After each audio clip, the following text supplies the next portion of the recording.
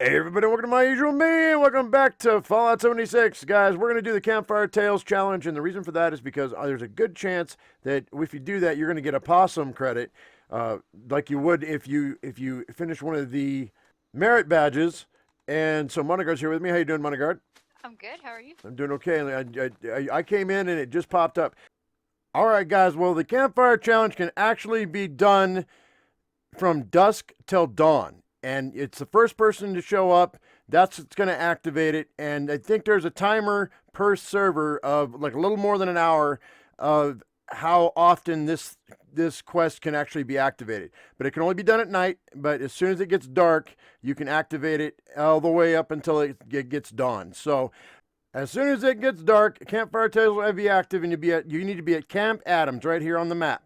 You need to gather around the campfire, and the robot will start telling a story. And I've muted all this because it doesn't really matter what the story is. It kind of does, and it's kind of cool little story. But there's only 4 or 5 items you really got to worry about throughout this whole entire thing. I'm gonna go through them really, really quick with you so you know what to look for.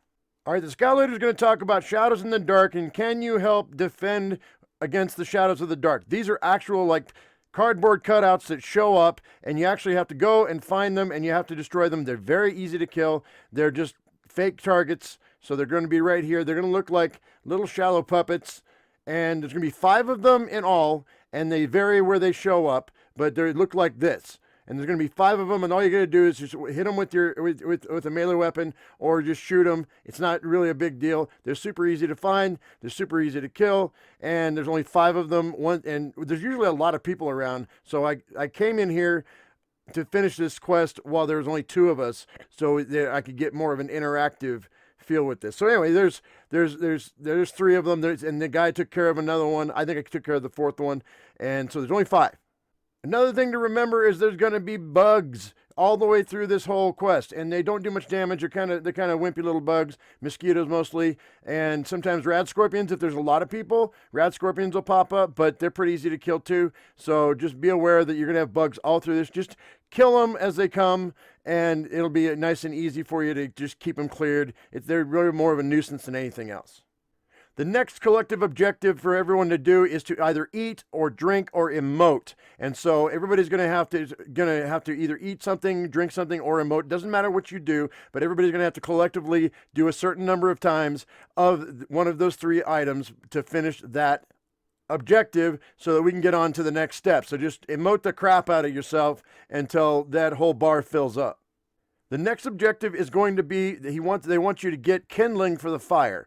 Okay, so you're going to want to go out to the base of the trees and gather dry kindling. Now, be aware this is not the normal wood that you would gather from logs and whatnot. This is actual kindling around trees, just like looks like this, like little sticks around the base of trees that they've added into the game. There's dry kindling and wet kindling. Make sure you get the dry kindling. The wet kindling won't work. It's a trick, so don't fall for it, because you're going to need to use this kindling to keep the fire alive later on.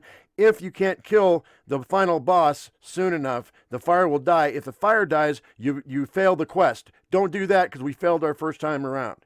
Next, the scout leader is going to say that one of the campers has gone missing, and maybe if we find some of their personal items, there might be a clue as to where they might have gone to. So I've only found 4 of these items so far, but I think you only need 5 or 6. And once again, this is a collective thing, so there's going to be other people here, so they should be able to find the other items. You might find the other items as well. The ones I found are in the cabins. There's one in each of the cabins. There's one in the covered picnic table, and there's one down in the tent down below. The first one is actually in this cabin right here, and it is the Lucky Charm. The next one is in this cabin right here, and that is the personal diary right there, camper's diary. Then if you go over to the covered picnic table area right here, you're going to find the camper's lunchbox. And then if you go all the way down to this tent down here, we're going to find the occult tomes. All right, the final part of the event, ladies and gentlemen, is the last boss, which is Camp Counselor Nia. And she is a glowing Wendigo with a Camp Counselor outfit, but she's not that difficult at all. She's actually very weak for a Wendigo. I was really surprised at how easy she was to be killed, but there's usually a lot of people around, and she dies really fast. So, and if you also have to watch that campfire, because that campfire is going to go out. If you don't kill Nia fast enough, you have to keep adding fuel to the campfire. So make sure you have kindling on you. But yeah, she's pretty easy to kill. And then once she's dead, that's the end of the event. So long as the campfire is still going, you're good to go. Also, be aware that you may have 3 waves of bugs before Nia after you get the items, because if there's enough people at the campfire, then the game will spawn in 3 waves of bugs that you'll have to defeat before Nia will show up. And you got to keep that campfire alive during the entire time.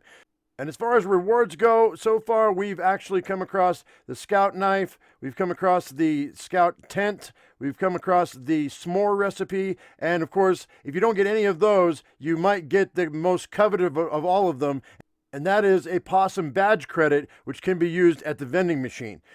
Now, there are people that are grinding this event over and over again and jumping servers, finding servers that are at night so that they can get enough points so that they can go ahead and get their backpack mods. Now, it's not guaranteed every time, obviously, so it's a lot of work and takes a lot of time, but it might be quicker than actually getting your badges from what we understand. So, I mean, it's up to you what you want to do. I say go ahead and do it. There's always people. It takes like 8 or 9 minutes. You can do it once per hour. You go out, do your own thing, and you have a chance of getting an extra point that you can spend on a backpack mod. It's easy peasy, nothing but cheesy, and I would just go ahead and just do it every hour if I were you. Alrighty, guys, well, I hope that helped you out. If you did, give me a thumbs up. If you haven't subscribed, please do. As I always say, I am my usual me. You be your usual you, and we'll see you in the next video. Thank you so much for watching. We'll see you later. Bye-bye.